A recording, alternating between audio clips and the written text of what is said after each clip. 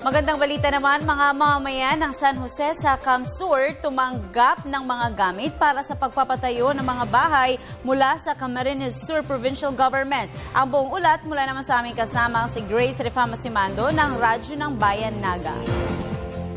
Sinuyod ni Governor Mix Villafuerte ang bayan ng San Jose sa 4th District ng Camarines Sur upang ihatid sa mga mamamayan ng tulong at mga materyales para sa pagpapaayos ng mga tahanan.